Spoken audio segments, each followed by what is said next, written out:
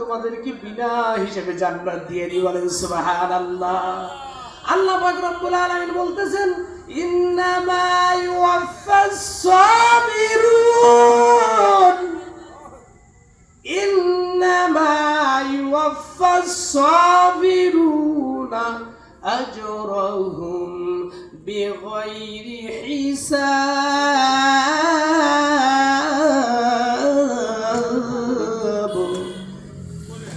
আল্লাহ রাব্বুল আলামিন বলতেছেন, যারা এই দুনিয়ার ভিতরে ধৈর্য ধারণ করবে, ও দুনিয়ার ভাইরা, আমি তোমাদেরকে বলতে চাই, আজকে আমাদের মধ্যে ধৈর্য নাই, ঠিক কিনা বলেন?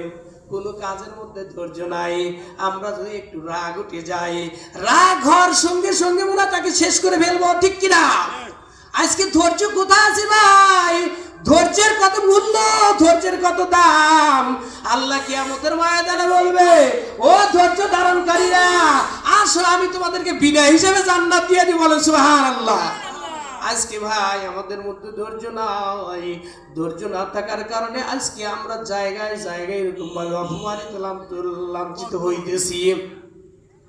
আল্লাহ কি বলছেন? যে তোমরা আমার কাছে সাহায্য করবা, সাহায্য কামনা করবা দুইটা জিনিসের মাধ্যমে, একটা হলো ধৈর্য আর একটা হলো নামাজ। আজকে আমরা আমাদের মধ্যে ধৈর্য নাই রে ভাই, যে কোনো কাজের ক্ষেত্রে আমাদের মধ্যে ধৈর্য নাই। আজকে যদি ধৈর্য থাকতো মুসলমানের ভিতরে, আজকে এরকম ভাবে গাড়িওয়ালা ভাইরে অ্যাক্সিডেন্ট করতো না, ঠিক কিনা? আজকে চাকরিজীবী যারা চাকরি করতে যায়, অফিসার, ডিসিও, এসপি, ইঞ্জিনিয়ার, তারা যদি এরকম ভাবে সময়ের মূল্য না দিয়ে জীবনের মূল্য দিত, আজকে মানুষ নিজের জীবনটাকে এত নগণ্য মনে করলো, নিজের জীবনটাকে এত নগণ্য মনে করলো। মানুষ মনে করে আমার জীবনের কোন মূল্য নাই। আল্লাহর কাছে তোমরা অনেক দামি। আল্লাহ রাব্বুল আলামিন তোমাদেরকে অনেক দামি বানাইছে। আজকে তোমরা কি চিন্তা করে দেখেছো যে আমরা আখিরি জামানার নবীর উম্মত হয়েছি? যেই নবীর শরীরে মশা মাছি পড়া হারাম ছিল, সেই নবীর উম্মত, কোন নবীর উম্মত হইছো? চিন্তা করে কি দেখেছো?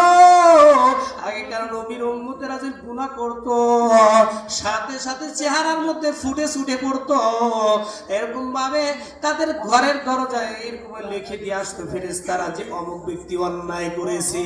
আজকে তুমি রাত্রে অন্যায় করো, দিনে অন্যায় করো, নির্জনে গিয়ে অন্যায় করতেছো, তোমাকে কেউ মনে করতেছে দেখে না, মনে করতেছো এটার কিছুই হইতেছে না, এটার জন্য কোনো বিচার আচার হয় না। এটার কারণ কি? এটার কারণ হলো তুমি যে আখিরি জামানার নবীর উম্মত হয়েছো, তার কারণে তোমাকে আল্লাহ রাব্বুল আলামিন দুনিয়ায় নগদ এরকম শাস্তি দিবেন না। দুনিয়ায় নগদ আল্লাহ বিচার করবেন না, এটার বিচার হবে আমি আপনি দুনিয়ার থেকে চলে যাওয়ার পরে, আমি যখন অন্ধকার কবরে চলে যাব, ওই টাইমে আমার সব কিছুর বিচার হবে, ঠিক কিনা? এই পৃথিবী চিরদিন থাকার জায়গা না, অন্ধকার কবর যে তোমার আসল ঠিকানা, অন্ধকার কবর যে তোমার আসল ঠিকানা। ওই আমি তো মরে যাব, রেখে যাব সবই, এই পৃথিবী চিরদিন থাকার জায়গা না, অন্ধকার কবর যে তোমার আসল ঠিকানা। ও ভাইরা আমার, বন্ধুরা আমার, আমরা যদি আল্লাহ রাব্বুল আলামিনের কাছে দুইটা জিনিসের মাধ্যমে সাহায্য চাই, আল্লাহ রাব্বুল আলামিন আমাদেরকে অবশ্যই সাহায্য করবেন। তাহলে একটা ধৈর্য, ও ভাই আমরা এখন দুনিয়ার মধ্যে যে কয়েকদিন থাকবো ধৈর্য ধারণ করবো তো ঠিক আছে, না একটু রাগ হলেই ওকে একটা থাপ্পড় লাগাই দিবে, এমনটা নাকি? একটু রাগ হইছে, আজকে স্ত্রীর গাড়ির উপর হাত উড়াইতেছি, ঠিক কিনা? একটু রাগ হওয়ার কারণে আজকে আমরা অনেক কিছু করে ফেলতেছি। একজন ভাই তোমাকে একটা গালি দিয়েছে, তুমি সাথে সাথে তার প্রতিশোধ নেওয়ার জন্য প্রস্তুত হয়ে যাও। এটা তো নবীর আদর্শের উম্মত হইলা না। নবী তো জীবনে কোনোদিন কাউরে গালি দেন নাই, নবী জীবনে কোনোদিন মিথ্যা কথা বলেন নাই, নবী জীবনে কোনোদিন ঘুষ খান নাই, নবী জীবনে কোনোদিন সুদ খান নাই, নবী কোনোদিন কারো দোষ তালাশ করেন নাই, নবী কোনোদিন কারো খারাপ চান নাই। নবী মানুষের কল্যাণের জন্য সব কিছু করে গেছেন। তাইফের ময়দানে নবীকে এরকম কাফের মুশরিকরা কত কষ্ট দিয়েছে আপনারা ইতিহাস জানেন, ঘটনা জানেন যে তাইফবাসীরা আল্লাহর নবীকে কত কষ্ট দিয়েছে। এরকম মক্কার কাফেরেরা আবু জেহেল, উতবা, সাইবা, মুগীরা বিন ওলীদ, এরকম ভাবে মক্কার বড় বড় লিডারেরা আল্লাহর নবীকে কত কষ্ট দিয়েছে। এরপরে আল্লাহর নবী তাদের জন্য বদদোয়া করেন নাই। আল্লাহর নবী কত ধৈর্যের সাথে আমল করে গেছেন। আল্লাহর নবীর আখলাক চরিত্র দেখে মানুষ মুসলমান হয়ে গেছে। আজকে আমাদের আখলাক চরিত্র কেমন হয়ে গেছে রে ভাই? আজকে আমাদের চরিত্র কুত্তার থেকেও খারাপ হয়ে গেছে, ঠিক কিনা? আজকে তুমি নবীর উম্মত হইছো, তোমার দ্বারা মানুষ কষ্ট পায়, তোমার দ্বারা মানুষ এরকম অশান্তিতে আছে। যেই নবীর উম্মত হইছো একবারও কি চিন্তা করে দেখেছো কোন নবীর উম্মত হয়েছি? আর নবীর সামনে কেমনে তুমি এরকম অপরাধ করে দাঁড়াইবা? ওই নবী তো কোনোদিন তোমাকে সুপারিশ করে জান্নাতে দিবে না, ঠিক কিনা? নবী তো বলবেন না তোর মতো বদমাইশ আমি এখানে জায়গা দিব না, যা সুকান সুকান দূর হয়ে যা, আমার থেকে দূর হয়ে যা। আল্লাহর নবী তাকে জায়গা দিবে না। নবী বলবে তোর মতো বদমাইশকে আমি সুপারিশ করব না। নবীর সামনে এরকম ভাবে কালা চেহারা বানাইয়ে উঠবা, আল্লাহর নবী কোনোদিন এরকম সুপারিশ করবে না। নবীর সুপারিশ পেতে হলে আমাদের ভিতরে ধৈর্য থাকা লাগবে, ঠিক কিনা? যা কিছু করবে একমাত্র আল্লাহর জন্য, ঠিক কিনা? মানুষের সাথে খারাপ আচরণ করতে হলে একমাত্র আল্লাহর জন্যই করব। মানুষকে ভালোবাসলে আল্লাহর জন্যই ভালোবাসবো, ঠিক কিনা রে ভাই? মানুষকে যদি ভালোবাসো আল্লাহ তোমাদেরকে ভালোবাসবে। আজকে আমাদের মধ্যে ভালোবাসার অভাব। আজকে দুনিয়াটার মধ্যে মানুষ মানুষের প্রতি মহাব্বত নাই, ভালোবাসা নাই। আজকে দুনিয়ার মধ্যে যেই দিকে তাকাও সেই দিকে অশান্তির সয়লাভ চলতেছে রে ভাই। যেই দিকে তাকাও খালি ঘরে শান্তি নাই, বাইরে শান্তি নাই।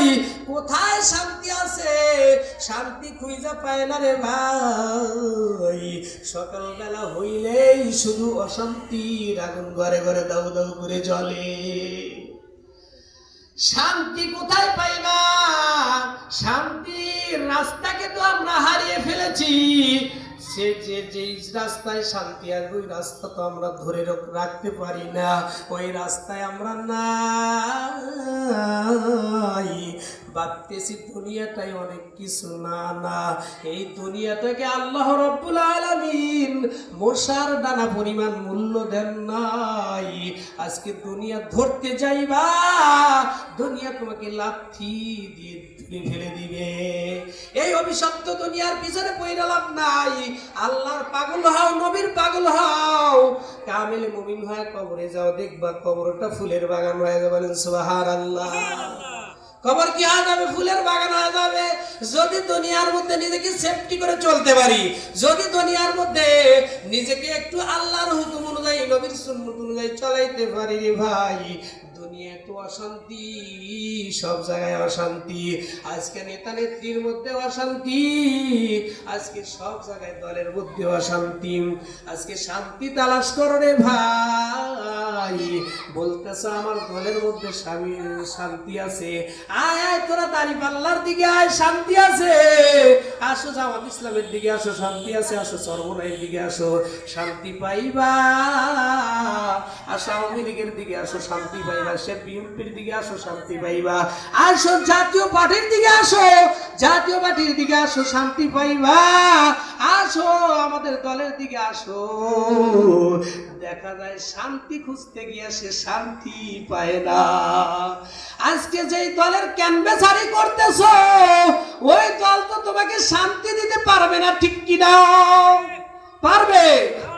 কোশ্চিন কালেও না আমরা শান্তির রাস্তাকে ছেড়ে দিয়েছি। শান্তির রাস্তা কোনটার ভিতর রয়েছে? একমাত্র আল্লাহর হুকুম চালার মধ্যে, নবীর সুন্নত পরিপূর্ণ মানার মধ্যে। আল্লাহর নবীর কাইফিয়ত গুলো, আল্লাহর নবীর সিরাত গুলো, আল্লাহর নবীর আদর্শ জীবনে বাস্তবায়িত করো। দেখবা আল্লাহ রাব্বুল আলামিন এই দুনিয়ার মধ্যেই তুমি আল্লাহর যে শান্তি দুনিয়ার মধ্যে পাইবা, এবং মৃত্যুর পরে তোমার জন্য কবর এরকম স্বাগতম জানাবে, ওয়েলকাম জানাবে। কবর কবর বলবে আহলান সাহলান, তুমি আসছো, ভালোই হয়েছো, দুনিয়ায় কত কষ্ট করেছো, আসমানের দরজা তোমার জন্য খুলে যাবে, ঠিক কিনা? আমার রূহটা যখন আসমানের দিকে নিয়ে যাওয়া হবে, ওই রূহটা নেওয়ার সঙ্গে সঙ্গে আসমানের দরজা খুলে যাবে। আমি যে দুনিয়ার মধ্যে কষ্ট করে চলে গেছি, নিজে কষ্ট করেছি, ঠিক মতে ঘুমাইতে পারি নাই, ঠিক মতে খাইতে পারি নাই, ঠিক মতে আল্লাহর হুকুম মানতে গিয়ে আমার অনেক আরাম আয়েশান বন্ধ করে দিয়েছি। এই শীতের ভিতরে ঠান্ডা পানিতে অজু কইরা নামাজের মুসাল্লায় দাঁড়ায় গেছি, ঠিক কিনা? এই শীতের ভিতরে কত কষ্ট করিয়া আল্লাহর হুকুমে আল্লাহর ডাকে সাড়া দিয়েছি রে ভাই। কিন্তু বড়ই পরিতাপের বিষয়, আজকে আমরা সেই শান্তির রাস্তাটাকে হারিয়ে দিয়ে আজকে আমরা অন্য রাস্তায় দৌড়াইতেছি। একবারও কি চিন্তা করে দেখেছো রে ভাই?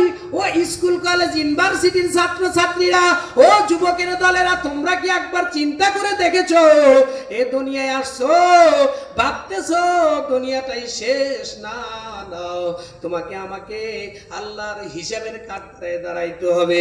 তোমাকে আমাকে পঙ্কানো ভাবে সব বিষয় সম্বন্ধে আল্লাহ রাব্বুল আলামিন জিজ্ঞাসা করবেন। আমরা যদি এই প্রশ্নের উত্তর না দিতে পারি, আমরা এক কদম সামনের দিকে আগাইতে পারবো না, ঠিক কিনা?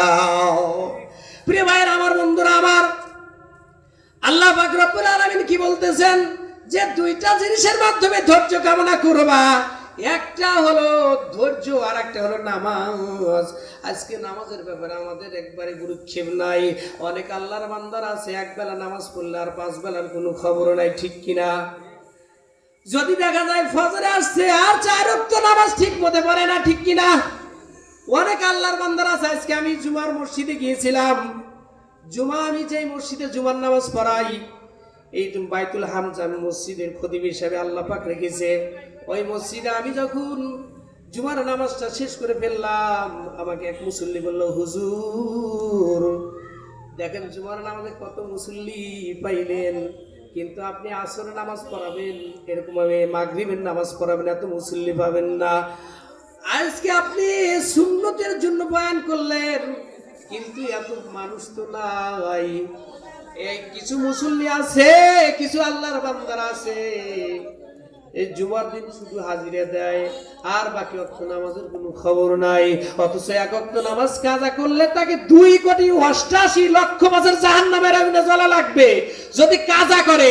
আর পরে না, এই না পড়ার কারণে কতকাল আল্লাহর জাহান্নামের মধ্যে জ্বলতে হবে। ভাই একটু কি চিন্তা ভাবনা করে দেখেছো?